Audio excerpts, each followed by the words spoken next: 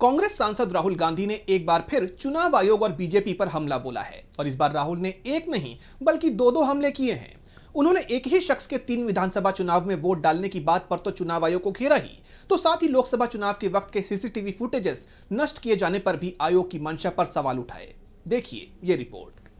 चुनाव आयोग एक बार फिर कांग्रेस सांसद राहुल गांधी के निशाने पर आ गया है और इस बार राहुल गांधी ने एक नहीं बल्कि दो हमले किए हैं, जिससे चुनाव आयोग की कार्यशैली और मंशा पर गंभीर सवाल उठ रहे हैं। दरअसल कांग्रेस ने एक पोस्ट किया जिसमें दावा किया गया है कि अजीत झा नाम के एक शख्स ने हरियाणा, दिल्ली और अब बिहार के चुनाव में वोट किया। पार्टी ने इसके सबूत भी एक्स पर शेयर किए।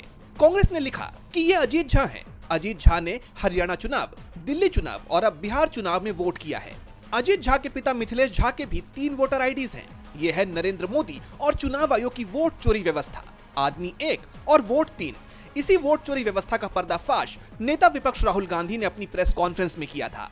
अब वोट चोरी की ये व्यवस्था सबके सामने है। ज्ञानेश कुमार जी, ये सबूत काफी हैं। अब इस पोस्ट पर न सिर्फ राहुल गांधी की प्रतिक्रिया सामने आई है, बल्कि राहुल गांधी ने हाल की उस खबर का हवाला भी दिया है जिसमें लोकसभा चुनाव के वक्त की सीसीटीवी फुटेज को नष्ट करने की बात चुनाव आयोग ने स्वीकार की है। राहुल गांधी ने लिखा, बीजेपी के लाखों लोग खुलेआम अलग अलग राज्यों में घूम घूम कर वोट डालते हैं और इस चोरी को छिपाने के लिए सारे सबूत मिटा दिए जाते हैं। बीजेपी और चुनाव आयोग मिलकर खुलेआम वोट चोरी कर रहे हैं। लोकतंत्र की जान लेने का काम लाइव चल रहा है। राहुल गांधी ने इस पोस्ट के साथ जो फोटो अटैच की है उसकी भी अब काफी चर्चा हो रही है। दरअसल एडवोकेट महमूद प्राचा ने दिल्ली हाई कोर्ट में एक याचिका दायर की थी जिसमें उन्होंने लोकसभा चुनाव के दौरान रिकॉर्ड की गई सभी वीडियो और सीसीटीवी फुटेजेस को संरक्षित करने का अनुरोध किया था। जस्टिस मिनी पुष्करना की कोर्ट में सुनवाई के दौरान चुनाव आयोग ने बताया कि फुटेजेस को तो नष्ट कर दिया गया है।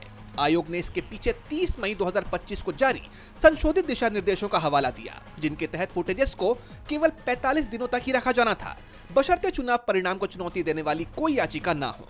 चुनाव आयोग ने तर्क दिया कि फुटेज नष्ट करने का मकसद चुनावी प्रक्रिया में शामिल न होने वाले लोगों द्वारा सोशल मीडिया पर वोटिंग संबंधी विजुअल्स के दुरुपयोग को रोकना था। हालांकि याचिकाकर्ता महमूद प्राचा ने चुनाव आयोग के इस रुख का कड़ा विरोध किया। उन्होंने तर्क दिया कि जब याचिका पहले से ही कोर्ट में लंबित थी तो फुटेज को सुरक्षित रखा जाना चाहिए था।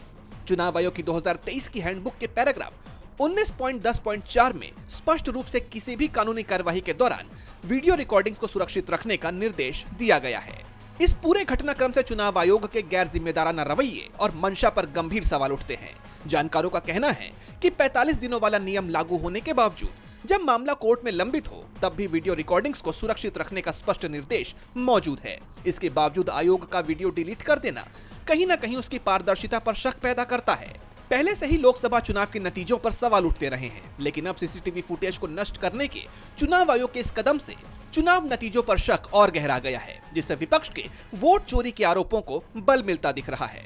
अब चुनाव आयोग का इस पर कोई जवाब आता है या नहीं, यह तो देखना होगा। डीबी लाइव की रिपोर्ट।